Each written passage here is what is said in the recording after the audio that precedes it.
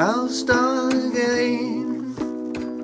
I'll start again. I'm Robert Dann. I'm a very keen historian and passionate musician. I'm a teacher as a professional, but a historian, I suppose, is my first love.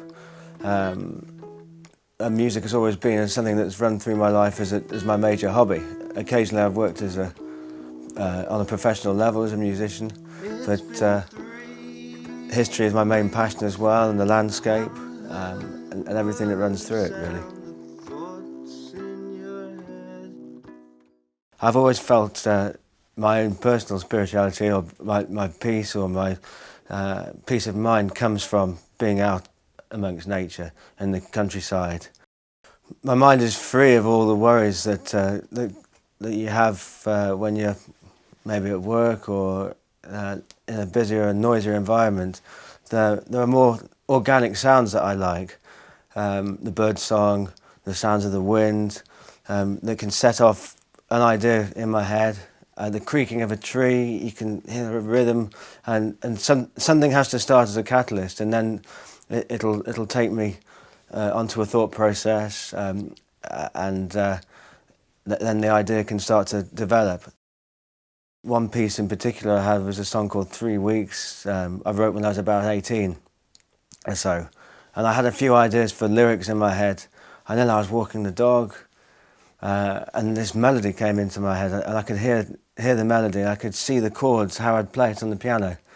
I thought, gosh, they're miles away from anywhere. The piano's at home. I've just got myself and the dog. The dog wasn't going to remember it. So we started to walk back home, and took about half an hour to get back. Got into the house, and I just let the dog into the kitchen, walked upstairs and got the melody straight down, and then very quickly, within half an hour, the whole song came out. It's been 3 weeks, I haven't heard a word, a sound, a thought that's in your head. As you approach the Nine Ladies, there's a long walk with a beautiful view again from where you parked the car, and then you walk through the woods, and suddenly you come to a clearing, and that was a very special sight for me. Thinking about what the people had done there in the past, I saw some young people about 17 years old walking there as an escape from being on the phones, being plugged in all the time. I think it's vital these days that we find a place for peace and tranquility. There are a lot fewer places around nowadays that we can use. It's been 3 months, now the memory's fading, it's so hard to recognise.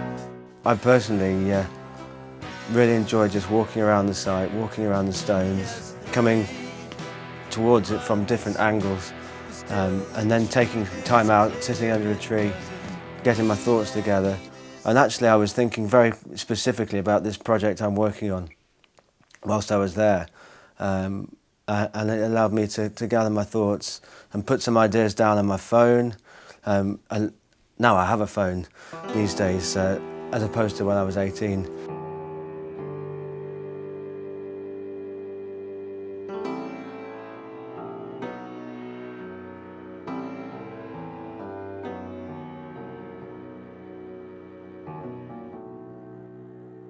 I was very recently introduced to Allaboutheaven, not far from where I live, really in the straight line, and very near to places I'd seen before, but I'd never come across this place. And I went up there, took a long walk round, just took in the view, which was changing by the second. Beautiful panorama, you could see right round the ancient boundary between Yorkshire and Derbyshire, the ridge up there, and I'd seen it from a different perspective, but this was new to me, and I did find myself to be very inspired by that space, and just thinking about the ancient people who worked and lived on the land, the rituals that might have gone on there, the sites, why it was special to them.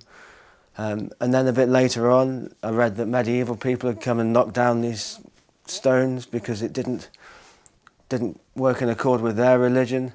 They saw it as a pagan site, and now we've come back to appreciate these areas, and it's certainly somewhere I want to return to, and to tap into whatever these people saw and felt. Yes, 3 years, thought I saw you waiting there, but then you I mean, when I find inspirational ideas and I'm working on my music, I don't think too much about the symbolism. I don't like to shoehorn it in. I don't want to force things in there. I want nothing to get in the way of what I'm doing and working on. But then afterwards I like to look into the symbolism of things. It's been very good to have a reference point with the site, and to see how other musicians have worked, and to use their kind of spirituality and the ideas they have and relate that to myself. I mean, the site's such a database of these ideas. It's a huge database. There's incredible resources that you can come into it and then come out of it from so many different angles. That's what I find fascinating about it. nothing else appears so